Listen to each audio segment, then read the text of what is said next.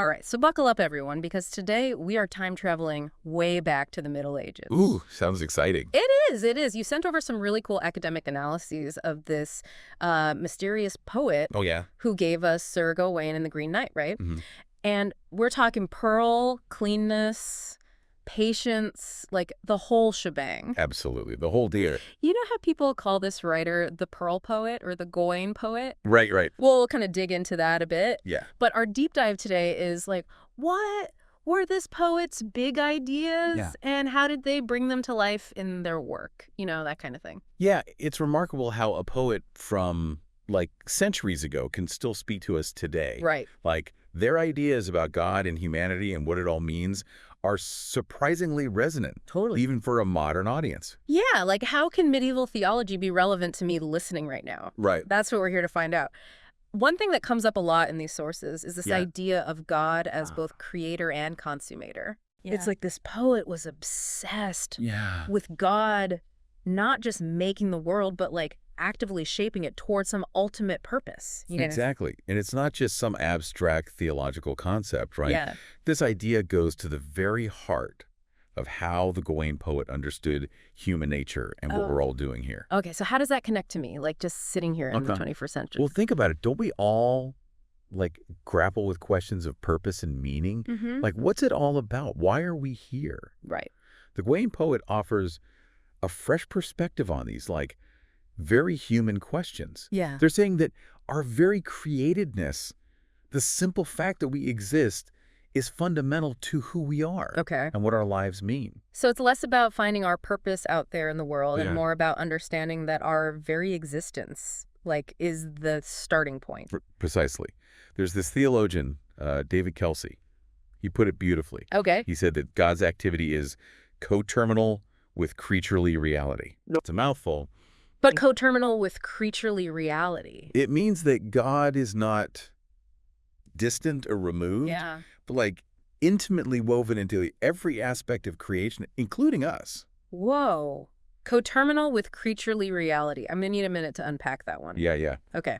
So this idea of God as creator and consummator, how does that actually, like, show up in the poems? Yeah. Is it explicitly stated, or is it like a subtle undercurrent? It's both. Okay. Sometimes the poet lays it out explicitly, like in Cleanness and Patience. Okay. But even in poems like Pearl and Sir Gawain, it's working in the background, right, shaping how the stories unfold, yeah, how the characters see the world. Got it. So it's like a lens through which they view everything. Yeah. Speaking of lenses, yeah, the sources also mention like the importance of place and time. Absolutely. And this is where it gets really interesting. Yeah. For the Gawain poet, place and time aren't just settings. They're deeply connected to their theology and how they tell stories. Okay. I'm intrigued. Tell me more about this place thing. Well, one thing that stands out is the poet's fascination with, like, enclosures, rooms, gardens, even the human body as a kind of container. Containers. What's the significance of that? It connects to this idea from Aristotle, who saw place as a surrounding capacity. Okay. The ability to hold and shape what's inside. Okay. So it's not just about physical boundaries, right, but about the relationship between the container and the thing contained. I see. So like a room isn't just a room, it shapes the experiences of the people in it. Exactly. And this idea plays out in, like, fascinating ways in the poems. Yeah. For example, in Pearl, the different heavens are depicted as places. Okay. Imagine like a series of nested circles, each representing a deeper level of understanding God and experiencing true happiness. Wow, that's a cool image. Yeah. Like almost a spiritual map or something. Precisely. And then in Cleanness, places of inattention, where people aren't paying attention to God or their actions can become places of destruction. Right. It's a cautionary tale about being mindful of the spaces we inhabit. Right. And the choices we make within them. Whoa, okay, that took a dark turn. Yeah. So how about Sir Gawain? How does place work in that poem? Gawain's quest takes him through a series of enclosures. Okay. Each is loaded with symbolism. Yeah. You've got the Grand Hall of King Arthur's court, the mysterious Green Chapel, right, and even the bedchamber where Gawain faces his greatest temptation. Ah, yes. The bedchamber. Talk about a symbolically loaded space. Oh, yeah. So clearly place is a big deal for this poet. Yeah, for sure. What about time? How do they play with that? Time is just as important. Okay. And the Gawain poet is a master at, like, bending and twisting it. Okay. In Cleanness, for example. Mm-hmm. They contrast the long, drawn-out time of human history with the suddenness of God's judgment. It's like they're saying, you might think you have forever, but things can change in an instant. That's a sobering thought. Yeah. What about in Sir Gawain? Are there any, like, time-bending things happening there? Definitely. The poem seems to have a straightforward timeline. Yeah. A year passes between the Green Knight's challenge and Gawain setting out on his quest. Right. But there's also this sense of timelessness. Like the events are unfolding outside of normal human experience. So, like, it's a blend of the everyday and the mythic with time operating on multiple levels. Yeah, I think that's a great way to put it. So what's the takeaway for me, the listener, when it comes to this whole place and time thing? I think the Gawain poet is urging us to examine how we perceive place and time in our own lives, right? Okay. Are we present in the moment, or are we lost in the past or worrying about the future? Right. How do the spaces we inhabit shape our thoughts and feelings and actions? The poet's playful use of place and time invites us to ask these questions of ourselves. That's a great point. I'm definitely going to be more aware of my surroundings now. Yeah.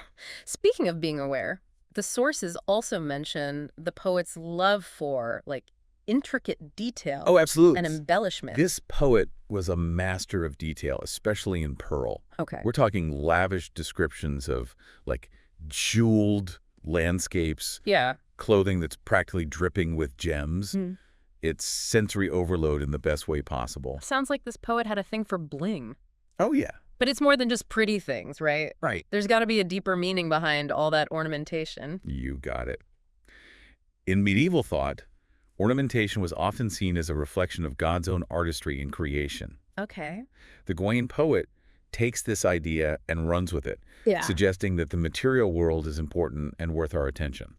So it's like they're saying, don't just skim the surface. Right. Pay attention to the details because they reveal something about the beauty and complexity of the world. Precisely. And this connects to us in a powerful way. Yeah. Do we take the time to appreciate the details in our own lives? Right. Or do we rush through experiences without really savoring them? Yeah. The Gawain poet invites us to slow down. Okay. Be present. And appreciate the beauty around us. That's such a great reminder, especially in our, like, fast-paced world. For sure. So it's not just about medieval aesthetics. It's about cultivating a sense of wonder and appreciation for the world we live in. Exactly. The Gawain poet reminds us that beauty can be found everywhere, even in the smallest details, if we just take the time to notice it. Okay, so far we've talked about God as creator and consummator. Right. The importance of place and time, Yeah. and this idea of embellishment and detail. What else is going on in the mind of this fascinating poet? Well, another thing that really sets them apart Yeah. is how they use parables from the Bible. Okay. You know, those stories meant to teach a lesson. Yeah, I remember those from Sunday school. Yeah. Usually pretty straightforward, right? Yeah. Good guy does good, bad guy gets punished. Right. Lesson learned. Well, not with the Gawain poet. Okay. They take these parables and give them a twist, making us think deeply and wrestle with the ambiguities of faith. Oh, so it's not about getting easy answers tied up with a neat little bow. Not at all. Okay. A prime example is the parable of the vineyard and pearl. Okay. In the Bible, it's a story about God's generosity. But in the poem, it becomes this, like, really confusing meditation on fairness and reward. That's intriguing. So what's the poet trying to say? Is the message that God isn't fair? Not necessarily. Okay. Remember, the Gawain poet is all about embracing mystery and complexity. Right. They seem to be acknowledging that we crave simple answers. Yeah. But life is messy. Yeah. And faith isn't always easy to understand. So it's more about wrestling with the tough questions than finding neat and tidy solutions. Exactly. Yeah, this resonates with us because we've all had those moments where we want to shake our fists at the sky and ask why. Right, exactly. Yeah. The Gawain poet says it's okay to wrestle with those questions. Okay. To sit with the discomfort of not knowing. Right. It's like they're saying, embrace the mystery, folks, because that's where real growth happens. Exactly. Now, one thing that struck me from the sources was this idea of seeing God. Yeah. It seems to pop up in all these poems. Okay, yes. Seeing God is central to the Gawain poet's thinking. Okay. And it's closely linked to the idea of cleanness, both physically and spiritually. Okay, so we're talking about more than just washing your hands before dinner. Right. What does cleanness mean in this context? It's about purifying our hearts and minds. Okay. Aligning our thoughts and desires with God's will. Mm-hmm. It's about becoming the kind of person worthy of experiencing the divine presence. That makes sense. Yeah.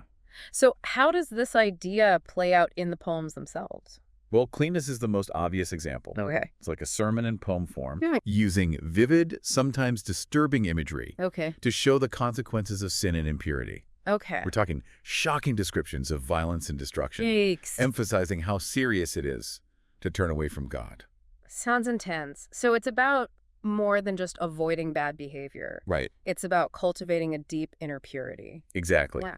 And what's really interesting is that the poet connects this idea of cleanness to the concept of copying God's behavior. Copying God's behavior. That sounds a bit presumptuous, doesn't it? Yeah. Like, who are we to try and imitate the divine? It's a bold claim for sure. Yeah. But it's a concept with like some surprising modern parallels. Okay. Think about ideas of like moral exemplars or the pursuit of virtue. Okay. We still grapple with what it means to live a good life, even if we don't phrase it as copying God. Okay, I can see the connection there. Yeah. But before we get too deep into the modern day parallels, can we take a step back and look at how this idea of copying God actually plays out in the poems themselves? Sure. What specific examples does the poet give?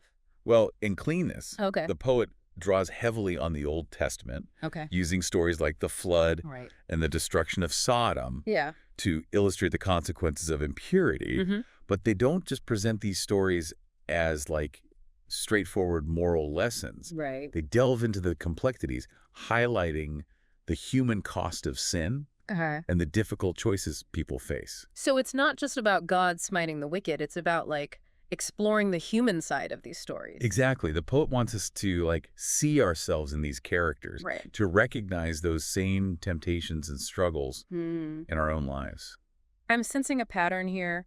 This poet really wants to make us think, make us squirm a little, and definitely make us question our assumptions. You're absolutely right. They're not interested in like spoon-feeding us easy answers. Yeah. They want us to like wrestle with these big questions, dig deep, and come to our own understanding.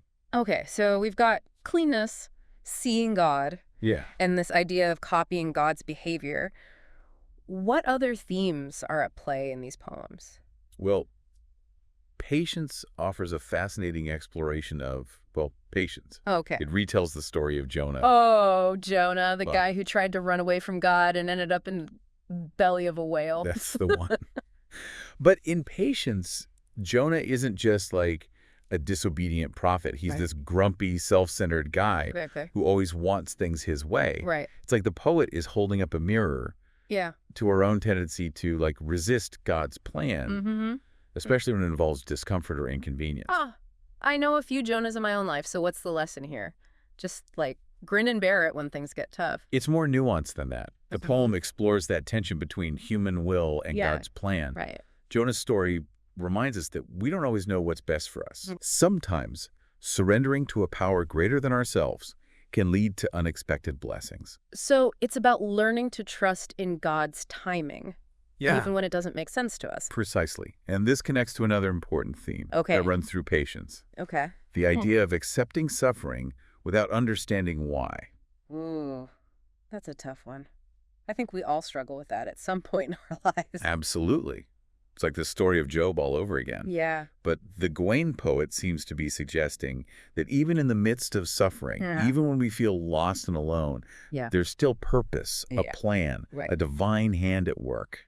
So even when it feels like God's gone silent, we have to trust that there's a bigger picture unfolding that we can't fully grasp. Exactly.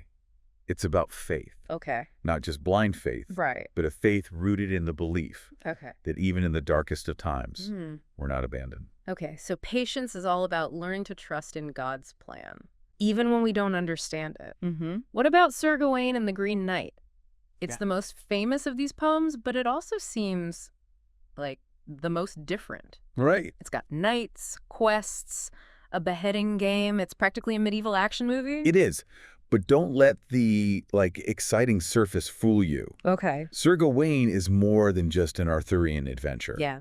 It's a deep dive into human nature. Okay. And the temptations we all face. So it's got some serious moral weight to it. Absolutely. Even with all the knights and beheadings. Absolutely. At its core, Sir Gawain is about the challenge of living up to our ideals. Yeah. In a world full of temptation and compromise. Okay. I can definitely relate to that. How does that struggle play out in the poem? Well, Gawain is presented as, the perfect knight. Okay. Embodying all the virtues of chivalry, bravery, loyalty, courtesy. Oh, the whole package. The whole package. But he makes a critical mistake. Okay. That reveals his flaws, reminding us that even the best of us are capable of falling short. So it's like a cautionary tale about the dangers of pride and self-righteousness. In a way, yes. Okay. But it's also about the power of redemption. Yeah. And learning from our mistakes. Okay. Gawain does try to, make excuses for what he's done. Right. He owns up to his flaws, accepts the consequences. I like that. It's a hopeful message about second chances and the possibility of becoming better even after we mess up. Okay, what about the Green Knight? Yeah. He's this, weird, larger-than-life figure. Right. What does he represent? The Green Knight is fascinating because he's both, terrifying and alluring. Right. He embodies the wild power of nature. Okay. A force that can both challenge and destroy us. But he's also a trickster. Yeah. Testing Gawain's virtue and forcing him to confront his own weaknesses. So he's like a symbol of the forces that are outside of our control. Yeah. Nature, fate, destiny, whatever you want to call it. Exactly. And the poem doesn't offer, easy answers about how to deal with those forces. Okay. It's about the journey, the struggle, the process of grappling with the unknown. Okay, so what's the big takeaway from Sir Gawain? Yeah. What's the poet trying to tell us about ourselves? I think they're asking us to examine our own lives, our values, and ask, are we truly living up to our ideals? Are we the heroes we imagine ourselves to be? Right. Or are we compromising in ways we don't even realize? That's a deep question, and one that I'm not sure I want to answer right now, but you've hit on something important. Yeah. This Gawain poet, they're not just writing entertaining stories. Right. They're exploring profound ideas about God, humanity, and how to live a meaningful life. You got it. And they do it in a way that's both captivating and challenging. Right. Forcing us to confront uncomfortable truths about ourselves and the world around us. It's amazing to think that these poems were written centuries ago. Right. Yet they still speak to us today. It speaks to, the timelessness of the human experience. Yeah. We might be separated by centuries, but the fundamental questions about faith, morality, and the meaning of life remain the same. So true. Now, the sources we've been looking at focus heavily on the religious and theological aspects of these poems. But can we also appreciate them on, a purely literary level? Absolutely. The Gawain poet was a master of language. Yeah. And their work is full of vivid imagery, intricate wordplay, and a musicality that's simply captivating. Yeah. Even if you're not, a theology buff, you can still get swept away by the beauty of the language and the sheer storytelling brilliance. Exactly. The fact that these poems have captivated readers for centuries speaks to their enduring literary power. All right, so we've covered a lot of ground. God as creator and consummator, place and time. Yeah. Cleanness, patience, the challenges of chivalry. It's been a quest in itself. We have. And like any good quest, it's been full of surprises and unexpected turns. Speaking of surprises, one thing that struck me was the poets' playful use of humor. Oh, yeah. You wouldn't necessarily expect medieval poems about theology to be funny. Right. But they are. You're right. There's a sly wit that runs through these poems, especially in Patience and Sir Gawain. Jonah's grumpy complaints about being sent to Nineveh are hilarious. And the way that the Gawain poet describes, the Green Knight's appearance, it's awe-inspiring and kind of absurd at the same time. Exactly. I think the humor serves a few purposes. It makes the poems more accessible and relatable. Right. But it also creates a sense of irony, allowing the poet to explore serious themes without becoming too heavy-handed. Yeah. It's like they're winking at us. Yeah. Saying, hey, we're dealing with some deep stuff here, but let's not take ourselves too seriously. Exactly. And that playfulness, that willingness to, like, even poke fun at sacred topics is part of what makes the Gawain poet so unique and engaging. Okay, so we've covered the serious stuff, funny stuff. What else is there to say about this mysterious poet? Well, one of the biggest mysteries is, like, the question of authorship. Right. We still don't know for sure who wrote these poems. Yeah. Which just adds to their mystique. Right. It's like a giant literary puzzle that people have been trying to solve for centuries. Oh, yeah. But even without knowing the poet's name, we can still appreciate their genius and the impact their work has had. Absolutely. The Gawain poet's legacy continues to inspire and provoke, challenging us to think deeply about what it means to be human. Right. And how we relate to the divine. Okay, so we've been on this deep dive into the world of the Gawain poet, exploring their big ideas and how they brought those to life in their poetry. But before we wrap things up, I have one final burning question. Oh, I'm all ears. What's on your mind? We've talked a lot about the poet's ideas about God. Right. But what about their view of humanity? Yeah. What did they believe about human nature? That's an excellent question. Yeah. And one that the Gawain poet explores in all sorts of fascinating ways. All right, spill the beans. What's their take on us, like flawed, complicated humans? Well, it's not a simple answer. Okay. They clearly recognize our capacity for both good and evil. They highlight our tendency towards sin, our susceptibility to temptation, our likelihood to make mistakes. So they're not sugarcoating anything. Right. They see us for who we are, warts and all. Exactly. But here's the interesting part. Okay. They don't condemn us for our flaws. Okay. There's a sense of compassion. Right. Even.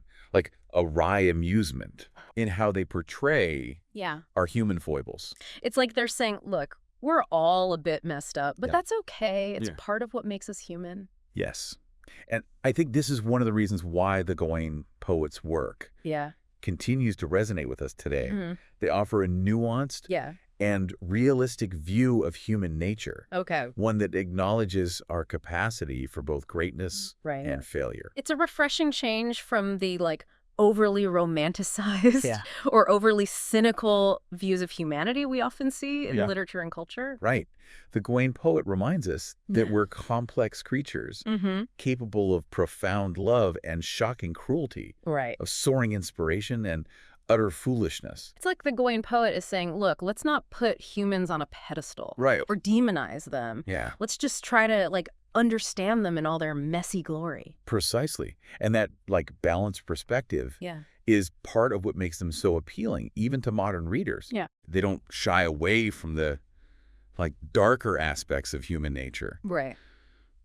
But they also celebrate our capacity for love, compassion, and redemption. Okay, so we've got this poet who's deeply interested in God. Yeah. Sees humanity as this mixed bag of good and bad. Yeah. And isn't afraid to make us think and challenge our assumptions. What's the overall takeaway here? What's their big message to the world? That's the million-dollar question. And like everything else with the Gawain poet, there's no easy answer. Right.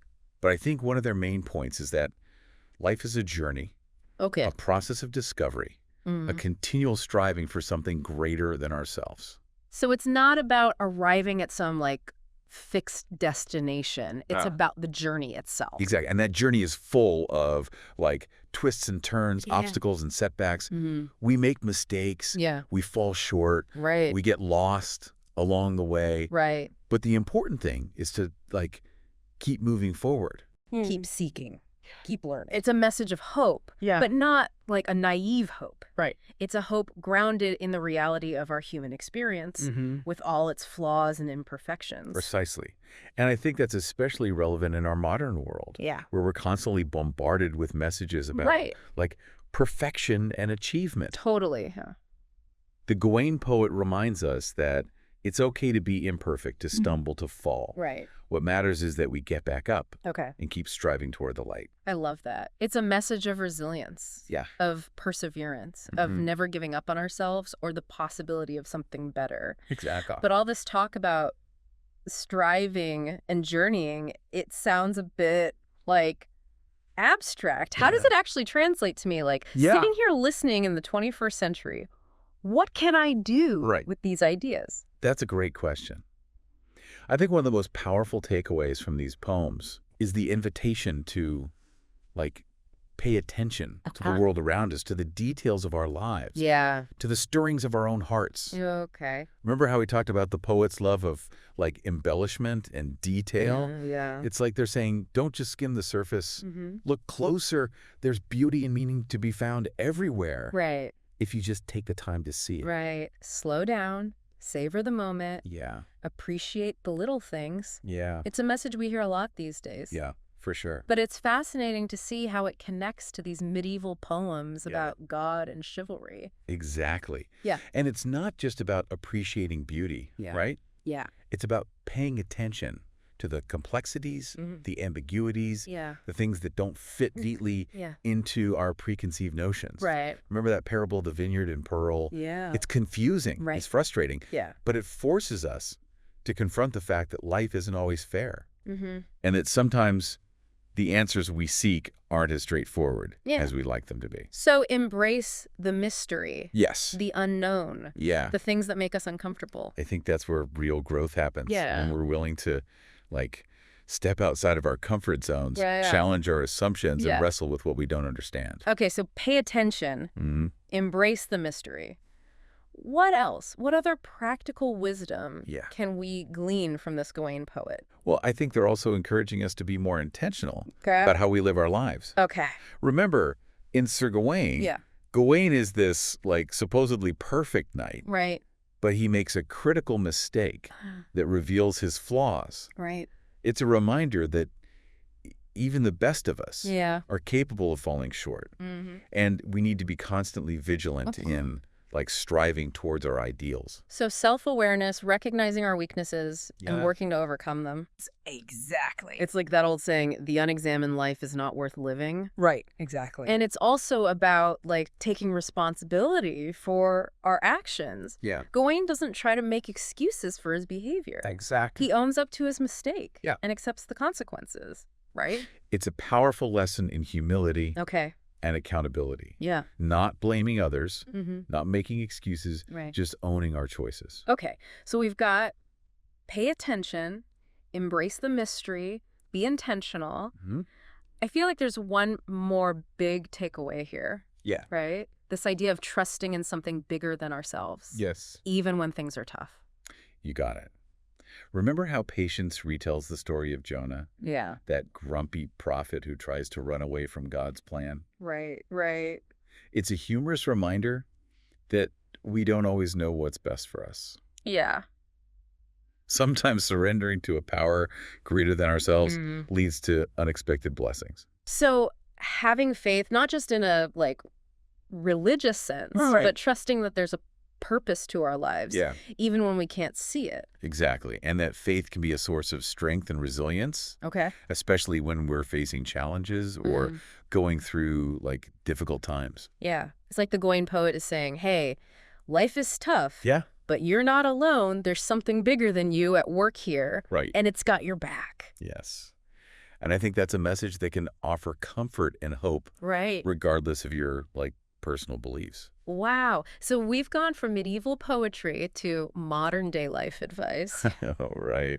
Who knew the Gawain poet could be so relevant to us today? It's amazing, isn't it? They were wrestling with questions that are, like, timeless and universal, and their insights still resonate centuries later. Huge thanks to you for, like, guiding us through this deep dive. Oh, of course. I feel like I've gained a whole new appreciation for the Gawain poet and what they were trying to say. It's been my pleasure. And remember, this is just the beginning of your exploration. Right? Yeah. There's so much more to discover in these poems. Yeah. I encourage you to, like, keep digging deeper. Okay. Keep asking questions and keep making those connections to your own life. I definitely will. And to all our listeners out there, thanks for joining us on this journey. Yeah. We hope you've enjoyed this deep dive. And we encourage you to, like, pick up Sir Gawain and the Green Knight, Pearl, Patience, and Cleanness, and see what treasures you uncover. Absolutely. Until next time, keep exploring. Yes. Keep questioning. And keep diving deep.